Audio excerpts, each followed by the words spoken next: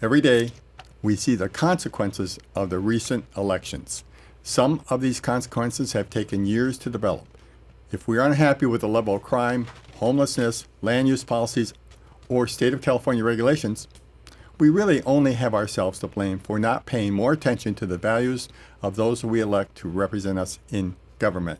To assist in a better understanding of our candidates, we have decided to host a series of open discussions with those who will be looking for your vote in the March 2024 primary. My name is Jim Connor. Welcome to Game Changers Silicon Valley.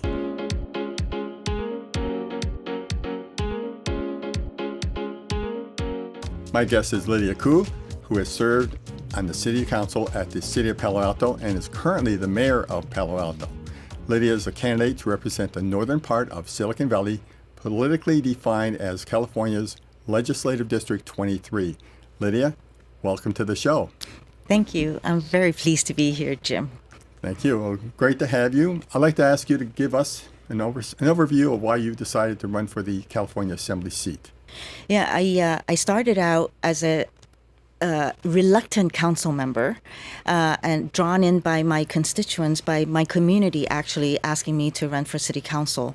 And so I did. And now I find that I need to shake up Sacramento because they're working on a status quo, very much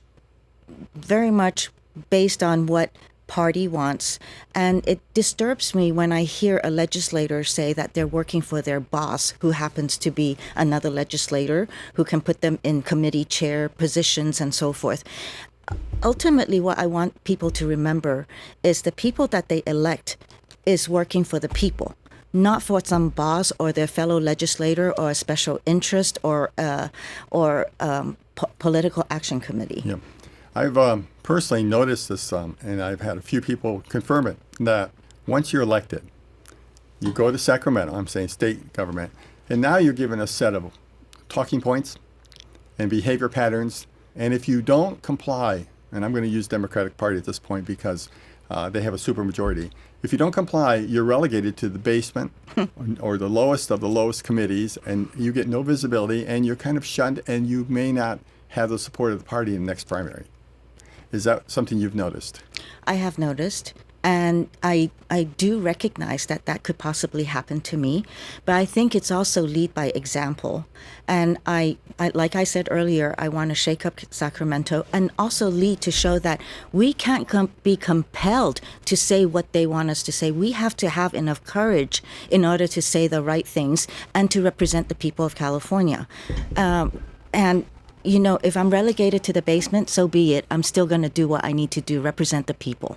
The term is for 2 years, is that correct? Yes, in this assembly, I'm running for District 23 State Assembly, and it is for 2 years, and then I have to run again. Well, I really applaud that you're running. As I said in the introduction here, we want to give voice to those challengers who are bringing new ideas, fresh perspectives to the California state government, because frankly, most of us agree that things are not going right here in the state. Regardless of the party, we've identified a couple of issues, which are one of your issues is also one of my top issues, which is the issue of crime. Yes. And so just as a little background, we, the voters, approved something called Prop 47, which was intended to reduce the amount of time people had to spend in prison, if you will, or be tagged as a felony crime for, let's just call it, not the most serious things in the world. That was the intent. And the level for theft, shoplifting was raised up to $950 as a threshold. Mm-hmm. Now, this has not worked out. We see it every day on the news of organized gangs going in. The police have been reduced in terms of the effectiveness and funding they have. And it's a wild mess out there. Give me a little of your perspective, if you will, about that. California, there's a committee called the PPIC, which is the Public Policy Institute. Every year they conduct a survey, and from the survey it comes back and says a large majority of Californians are very concerned about jobs and the economics of this state, and the country in general as well, but very much concerned. And the thing is, with the laws the way they are, especially in public safety, it doesn't help our small merchants. It doesn't help our retailers, and they are going to be forced to close up shop. And also, in terms of safety wise, it's for individuals. I mean, there's the anti-hate groups. There is the thefts. There is just smash and grabs, and also car thefts, burglaries, breaking into homes. There's just too much of that we really have to address that. And I really believe that, in parenting, there's the tough love method. And we do have to get tough on it and still show love. So I'm not saying that it's all going to be policing. There has to be a combination of policing as well as police with mental health capabilities so that we can address the different types of issues that are coming up. Right now we have a lot of homeless who are also drug addicted or perhaps with mental health issues. We have to address all of this separately. So far, you reside in Palo Alto, and Palo Alto is a big part of this district. But it seems to me that Palo Alto, Los Altos, Mount View for that matter, have been more or less, have not had this crime, public crime take place. But the day it happens, I know people are going to be up in arms. Right. If this should happen, do we have the police ready to respond, or have our police services been decimated like everybody else's? Each town is different. Palo Alto, we're rebuilding, so there's a lot of recruitment, but then also looking at how to retain them, because there's other cities that are also looking for police officers and for hiring. So a lot of times, they encourage ours to move to theirs, So there's a lot of that going on. So Palo Alto is actually doing well, but we also have to give the police the tools. We recently had ALPRS, which is the license plate readers. We have an ordinance now. We have purchased those license readers, and now they're being affixed, and it's helping a lot in identifying potential crime. What a lot of people don't also realize is that it's not the police don't react when a crime happens. They are also preventing and mitigating from the very beginning by showing presence. When you show presence that they're around, there's less opportunity or less chance that the perpetrators might come in. So I want to relate another story. Is a couple of months ago I was watching a news, and I believe it was the city of Vallejo that had alarms go off, and people were saying, to the police, why didn't you react to the alarms? And the police said, we have levels of urgency, and because we didn't have enough personnel, we couldn't quite react to the alarm that had come up. And he also allowed everybody to know that the city is actually funded for 130 police officers. They only had 30. Oh, really? That is a very shocking number. Very interesting. I didn't know it was that short. I knew it It's was short, but pretty it's very short. Let's move on to a little bit about the housing homeless situation. And we talked briefly before the show here started. And those are two issues, but they seem a little bit related.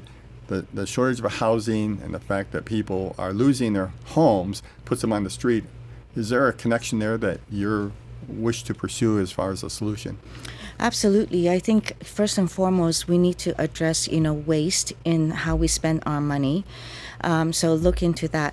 But also, when we're spending so much money on subsidizing matters, we also have to kind of look into whether it's succeeding or not. Right now, a survey says that it's not succeeding, even though we're pouring all this money into it, because a lot of the grants that are provided by our government does not address below market rate housing in perpetuity. A lot of it actually is provided, but there is also the need for wraparound services, but we also need to know if it works or not. Are we keeping them off the streets? So a lot of that is not being tracked and monitored, except for the government to say keep on building. A lot of the grants that come to cities is for planning. It's not actually for building. There are the federal grants that do address below market rate housing and their tax credits, and a lot of times we run out of it very, very quickly. Well, let me ask you, because I'm not informed on this topic so well, but if a builder comes in, I'm aware that they submit a plan and the city will say, well, you need to have, let's just say, 10% of the units be below market value for low-income people for equity reasons, we'll call it that. Is that what you were talking about? Yes, Okay. yes. So if a developer, those are for market rate developers, and when they come in with an application, there has to be a certain percentage that goes for below market rate if they're over 7 units. So if they're building more than 7 units, they do have to provide below market rate units. There's no difference building a market rate and a below market rate unit. They're all at the same price. And for each unit, it costs us between $700,000 to $1 million in order to build, depending on what area you're living at, what area you're choosing to build at. That's the housing, and then the homeless issue. Now, these mid-peninsula communities have not had a homeless issue, but it could happen at any time. There's encroachment going on in certain areas. You see it, but it's not like what you have in San Jose or San Francisco. Do you think that's going to remain stable, or are we facing some changes in that area? Well, if I get elected, I would love to do the changes because we definitely need the changes. If not, I don't see what the policies are put forward now is going to help with addressing the homelessness issue. As a matter of fact, I believe the policies that are brought forward by the legislature right now are cruel. They're absolutely cruel to human beings, simply because it doesn't take people off streets. They're built when they are providing these laws to take away that are one size fits all and to take away a city's right for its planning. They're not addressing the homelessness. They're actually causing displacement and in some cases gentrification. So because if they are building infill, which is what's already there, and if it's housing that is older, they're knocking it down and putting in new. It has just made the housing more expensive. Mm-hmm. So in knocking down that old housing, they're actually pushing away people who could afford that existing housing. And that existing housing is what we call NOAHs, naturally occurring affordable, because they're older, but they're market rate, but they're affordable to a lot of people. Well, I want to ask you maybe a little broader question about this government situation. Democratic Party representatives have a slightly over supermajority, I believe. There's a move now, people are saying, well, let's just get it down where they have maybe a majority, but not a supermajority. And my question really is, why has the government, Democratic-controlled government, not done something about this? We're all at a loss, saying so much crime, so much homelessness, so much of people leaving the state for lack of economic opportunity. Why is this not being addressed? Do you have any insights about that? I don't have any insights, but deep down, what I think is they've lost their way. It's more ideology now than it is actual common sense. And I really believe, I'm a Democrat, and I really believe that we need to get common sense back, and we need common sense at the legislature in Sacramento. We need common sense here locally, and everywhere. We need to bring it back to a balance. Now, your incumbent opponent is at least Mark Berman. We know that, right? Yes. Do you have any sense of where he stands on these issues? Is he saying we need common sense, or is he, shall we say, bought in and controlled by the party? I do believe, I respect the man a lot, Mark. He once was a council member in Palo Alto. But I think that he forgot to come back to the people. And come from Sacramento and be in the cities to see all the unique cities that is in the district, and to learn what are the ailments in each of those cities, as well as to find out what do they actually need. Not every city needs the housing. Not every city can put up the housing, but there are other things that they might need that he should be looking at. And right now I did notice that because it's election time, that he is going to the cities a lot more. He's engaging with the youth. He has put on a health fair in Campbell, which is great. If that gets him out, I think that's perfect. But I have always, if you look at my background, since I've been on council, it's always been about being with the community, learning from the community. As a matter of fact, I'm going to be really frank and just say I don't know everything. I don't know all the answers. But I have a lot of constituents that do. And so I seek them out and we have chats and I learn from them and they hear my perspective and then I oftentimes get a lot from them. Good. You're a vocal person regarding fiscal responsibility. I am. And I want to just give you a chance to talk about that a little bit because we don't see that in government very often. It's spend, spend, spend, and we'll figure it out later on. And I just learned through another person that our 100 billion plus budget, California is now a 32 billion deficit. It's a lot of money. What's your sense of how could the state of California get so out of control to go through that much cash? I recently wrote a opinion piece, which has been published, and it's about waste, fraud, and just simply we're subsidizing way too much things. On the opinion piece, what I wrote about is that there was a senator who had proposed to do a toll bridge hike fee for a certain number of years in order to bail out one of our transportation resources, BART. And so it would be completely unfair to do that without looking at that there is 27 agencies, transportation agencies. Each of these agencies has an administration with a CEO, COO probably, and whatever else there is. So we're paying 27 CEO a salary, and it's subsidized. That's waste. That's waste. Yeah. And when their inspector, even for BART, when their inspector general wanted to kind of look into the matter, they wouldn't fund it. But the inspector general did manage to find that there is waste, there is wage theft. So I think that we need to look more into it and look at, is this the best way, the most efficient way to run an organization? And we need to be serious about transportation. Well, Lydia, you've been great. Let's take a moment and I'll ask you to give our audience a way to follow up with you, contact your campaign, maybe make a donation or get involved. Thank you so much, Jim. So you can find out more about me at www.lydiakou.com.